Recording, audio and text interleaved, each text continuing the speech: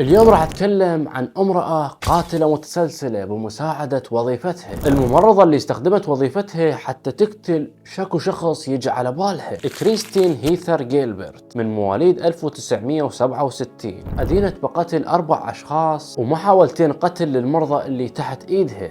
تسببت كريستين بالأزمات القلبية وبواسطة حقنهم عن طريق الوريد بجرعات عالية من الأدرينالين، وبهاي الطريقة كانت تقتل المرضى حتى ما حد يقدر يتعقبها، وغالبا هي اللي تكون تنعش المرضى بنفسها، فما حد راح يكتشفها يا شباب. وضحايا جيلبرت الأربعة هم ستانلي جاغودافسكي وهنري هادون وكنيث كينتج وأدوارد سيكويرا. بغض النظر عن هاي الأسماء الغريبة، لكن خلونا نستمر بالقصة. خلونا نتكلم عن بداياتها بهذا المجال. انولدت جيلبرت بولاية ماساتشوست، وكانت البنت الأكبر إلى ريتشارد وكلوديا. كان عمل والدها ريتشارد مسؤول تنفيذي الإلكترونات، وأمها كلوديا مدرسة بدوام جزئي وبنفس الوقت ربة منزل. المهم يا شباب، لما دخلت جيلبرت بسنوات المراهقة، عائلتها لاحظت أنه عندها أمر غريب، واللي هي كانت معتادة على الكذب بشكل مو طبيعي. وغير هذا الشيء كان إلها أكثر من محاولة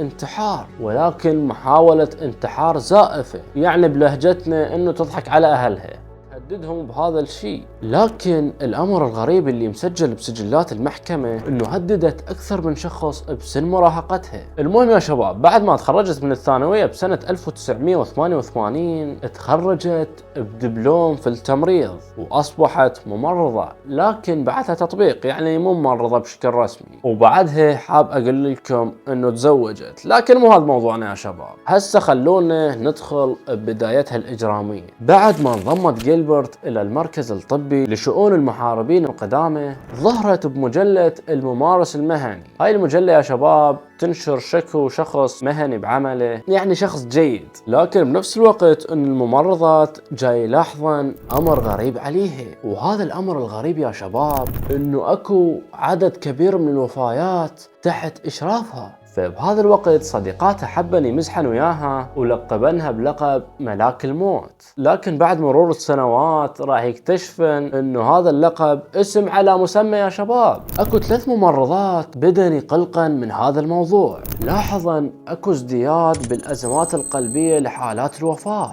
وبنفس الوقت انخفاض بالادرينالين. هنا يا شباب بلشوا يفتحون مجلس تحقيق حول هاي القضية، وبس يمسكون راس خيط يعني راح يتم كشف الدكتورة جيلبرت، راح يكشفونها على حقيقتها وينتهي أمرها. ولكن هل جيلبرت راح تعوف الأمور طبيعية وما تسوي شيء؟ لا يا عزيز المشاهد. شنو تتوقعون انه راح تسوي حتى تخلص نفسها من هاي القضية وتشغل المحققين؟ اتصلت جيلبرت وادعت انه اكو قنبلة موجودة داخل المستشفى، وما اقول لكم المستشفى انقلبت قلب من الشرطة وخبراء المتفجرات. ليش سوت هاي الفعالية يا علاوي؟ الجواب بسيط، حتى تعرقل التحقيقات حول قضيتها، وبشركم تعدت على خير. بعدها جيلبرت تركت المستشفى، ولكن المرشحة الأولى اللي مشتبه بيها حول هاي القضية هي الدكتورة جيلبرت. طبعا هي تعرف انه تعاني من مرض نفسي،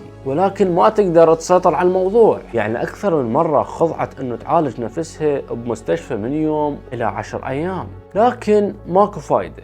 بسنة 1998 تم توقيف الدكتورة جيلبرت، والسبب انه خابرت الشرطة بلغت بوجود قنبلة بادعاء كاذب، هذا يحاسب عليه القانون. لكن بعد مرور فترة بدأت تطلع عليها أكثر من قضية، اكتشفوا أنه أدت إلى وفاة أكثر من 80 شخص يا شباب. مستوعبين الرقم؟ أكثر من 80 شخص. أما الحالات الطارئة اللي تسببت لها هي أكثر من 300 شخص، يعني سفاحة بمعنى الكلمة يا شباب. شلون يصير السفاح بعد؟ هنا تحولت قضيتها إلى قضية فيدرالية، أكدوا عليها بأكثر من جريمة قتل من الدرجة الأولى. فهنا يا شباب تم حكمها بالسجن إلى مدة الحياة، بحيث القاضي حكمها 4 أحكام بالسجن مدة الحياة بدون إمكانيات إطلاق سراح. تم حبسها بسجن فيدرالي خاص تحديدا في تكساس. بعدها بسنة 2003 تخلت جيلبرت عن استئنافها الفيدرالي لمحاكمة جديدة بعد الحكم الأخير الصادر من المحكمة العليا